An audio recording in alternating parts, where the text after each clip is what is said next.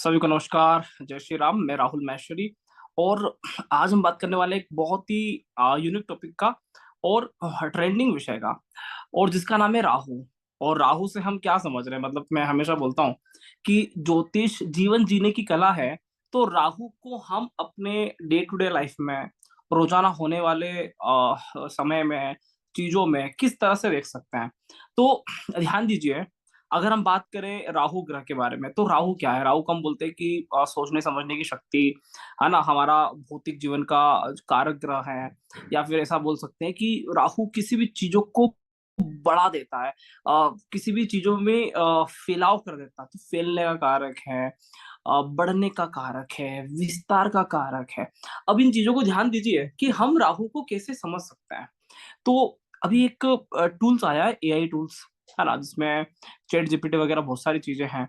अच्छा, यहाँ पे क्या होता है कि राहु को हम इन चीजों से भी समझ सकते हैं कि ये राहु का विस्तार है, ये राहु का एक्सपेंशन है। कभी आपने अनुभव किया कि आप एआई पे कुछ लिखने गए किसी चीज को लेकर, या चैट जीपीटी पे कुछ लिखने गए, या फिर कुछ इमेज क्रिएट करने गए, तो आपका वो कितना टाइम लेता है? ठीक है। इसके अलावा जो आप लिखने गए थे, जिस टॉपिक को लिखने गए थे, वो टॉपिक के अलावा भी आप बहुत सारे प्रश्न एआई से पूछते हैं। कभी अनुभव किया आप लोगों ने?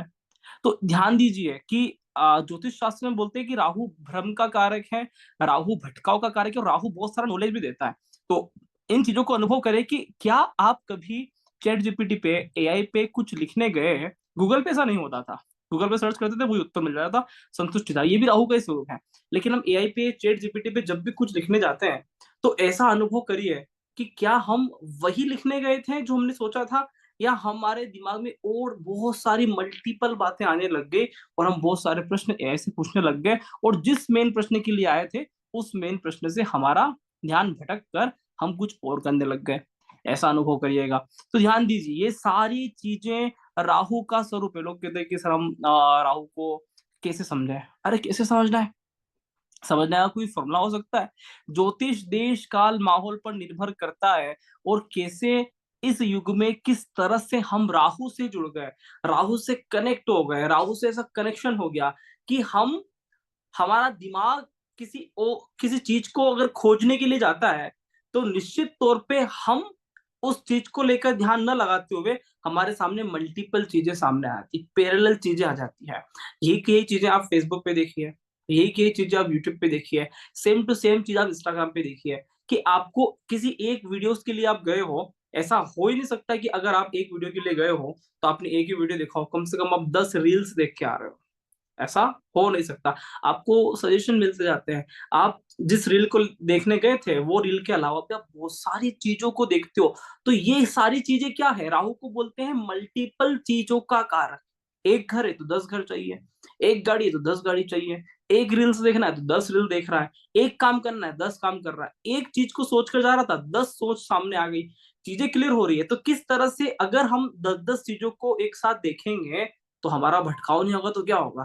निश्चित रूप से भटकाव होगा। और निश्चित रूप से ये जितना टेक्नोलॉजी का प्रयोग आ रहा है, जितना राहु का उपयोग बढ़ रहा है, इंटरनेट कह दीजिए, व्हाट्सएप कह दीजिए, फेसबुक कह दीजिए, यूट्यूब कह दीजिए, इंस्टाग्राम, ट्विटर, कुछ भी कह दो, है ना, एआई, चैट जीपीटी, कुछ भी कह दो, जितना राहु का उपयोग हो रहा है, उससे चीजें आसान तो बन रहा है, लेकिन उससे हमारा दिमाग बिल्कुल असंतुलित भी होता जा रहा है। व्यक्ति का समय कब किन बातों में जा रहा है, कब किन बातों में खत्म हो रहा है, मतलब उसको पता भी नहीं चल रहा। तो राहु समय को खींच रहा है। इस बात को गहराई से समझिए कि राहु काल का दुश्मन है। यही बात ज्योतिष भी बोलता है कि राहु काल का दुश्मन है, काल को खा जाता है। समझ में आ रहा है कि नहीं आ रहा है? मृत्यु को खा जाता है। तो राहु काल का दुश्मन है, राहु समय का दुश्मन है। और राहु का अगर उपयोग सही से नहीं किया गया और हम राहु में भटक गए, तो हमारा समय का सबसे बड़ा दुरुपयोग होगा। और मानव जीवन में समय कम है, और हम इन चीजों को लेकर अगर हम इसका सही उपयोग करते हैं तो समय बहुत अच्छा है। और हम इसके चीजों में भटकना चालू करते हैं तो समय बहुत जाया होता है। तो कहने को आता है कि काम आसान हुआ, लेकिन इसकी बहुत गहराई से अगर अगर आप मंत्रणा करोगे, तो पता चलेगा ये काम तो आसान हुआ, लेकिन उस काम के बहाने 10 चीजें और दिमाग में आई ना, तो वहां से बहुत ज्यादा व्यक्ति के दिमाग में, है ना, बहुत सारी चीजें आ गई है। इसलिए ध्यान दीजिए कि कैसे हमारे ऊपर राहु का प्रभाव दिन प्रतिदिन बढ़ता जा रहा है। जिस तरह की टेक्नोलॉजी आ रहा है, तो राहु का प्रभाव लगातार बढ़ रहा है। और अब व्यक्ति कहे कि हमें मानसिक शांति नहीं मिल रहा है, अरे भैया मिलेगा कैसे? आप किसी एक चीज को लेकर सर्च कर रहे हो, 10-10 चीजें साथ में देख रहे हो, कैसे मानसिक शांति मिलेगा? और व्यक्ति इतना परिपूर्ण तो है नहीं कि जो चीज सर्च करने गया वो चीज मिल गया और चुपचाप बैठ गया। ऐसा तो व्यक्ति का स्वभाव होता नहीं है। तो ऐसा स्वभाव बनाना पड़ेगा। तो इस राहु को कंट्रोल करने के लिए इस युग में हमारे ऊपर आत्मनियंत्रण, आत्मसमर्पण होना बहुत जरूरी है कि हम अपनी आत्मा पे नियंत्रण रखें, अपने मन पर नियंत्रण रखें। अगर मन पर नियंत्रण नहीं हुआ तो ऋषि पाराशर जी अच्छे आदमी थे, वो यही बात बार-बार बोल रहे थे कि जहाँ पे चंद्रमा उच्च का, वहीं राहु उच्च का। तो चंद्रमा भी अपने मन पे नियंत्रण नहीं रखता है, वो भी 10 चीजें सोचता है। राहु उसका भी उससे भी बहुत आगे है, वो मल्टीपल चीजों को एक साथ सोचता है, एक साथ करता है। और ऐसी स्थिति में व्यक्ति का दिमाग भटकता है। आपने कभी अनुभव किया चीजों को लेकर कि पहले के जमाने में जब कोई कार्यक्रम होता था तो 3-4-5 तरह के आइटम बना देते हैं। आज के जमाने में कोई कार्यक्रम होता है तो 25-30 तरह के आइटम बनाते हैं। ध्यान दीजिए, 4-5 तरह के आइटम में व्यक्ति आसानी से भरपेट खाना खा सकता था। 25-30 तरह के आइटम में व्यक्ति को पता नहीं चल रहा कि उसका पेट भरा है कि नहीं भरा है। वो या तो कम खा रहा है या ज्यादा खा रहा है, पता नहीं चल पाया कि उसने कितना खाया, मतलब कैसे खाना है, ठीक है ना? ठंडे के ऊपर गरम खा रहा है, गरम को ठंडा हो रहा है, उसको चीजें क्लियर नहीं हो रहा है। तो राहु जबरदस्त भटकाव देता है। आज के आप किसी शादी में जाएं, किसी सांस्कृतिक कार्यक्रम में जाएं, तो गहरा भटकाव वहां पर भी नजर आता है। ये सारी बातें राहु की हैं। इसी तरह से अगर कोई व्यक्ति कोई एक चीज सर्च करने गया तो 10 चीजें सामने आ रही है, वहां पे गिरा भटका, डिसीजन कैसे लो?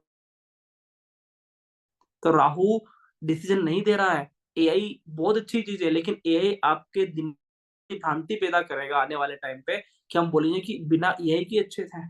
तो इन सारी चीजों को निकलने के लिए हमारे पास क्या ट्रिक है? तो हम आत्म नियंत्रण और अपने मन को नियंत्रण रखेंगे तो ये सारी टेक्नोलॉजी बढ़िया है। मतलब जितना युग भौतिकवादी होता जा रहा है उतना हमें अपने ऊपर नियंत्रण रखने की आवश्यकता है। अगर नियंत्रण नहीं रख पाए तो हमें तो आने वाले टाइम पे ये भी नहीं पता चलेगा कि हम इस दुनिया में आए क्यों हैं, हमारा एक्चुअल में लक्ष्य क्या है और हमें करना क्या है। और ये युवा लोगों को ज्यादा इसलिए भी हो रहा है कि नए नए युवा लोग ये भटक रहे हैं। आज प्रेम हो गया, कल टूट गया, परसों रो रहा है, नरसों खुश हो गया है, ये काम करे, वो काम करे, 10 चीजों में हाथ मार रहा है। समझ में अभी भी नहीं आ रहा युवा लोगों को, अधिकतर लोगों को करना क्या है।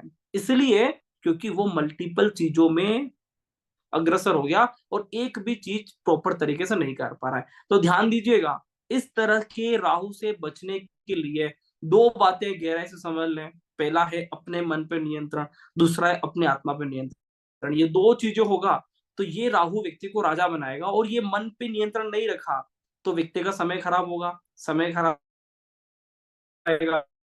और आत्मा पे नियंत्रण नहीं रखा, ठीक है? आत्म नियंत्रण मतलब हम इतने सशक्त ना हो जाए कि जो जिस चीज के लिए गए वही चीज करेंगे, बाकी कुछ भी हो हमारे मतलब का नहीं है। मतलब इतना चिड़िया की आंख, मतलब हमारा लक्ष्य चिड़िया नहीं होना चाहिए, चिड़िया की आंख होना चाहिए।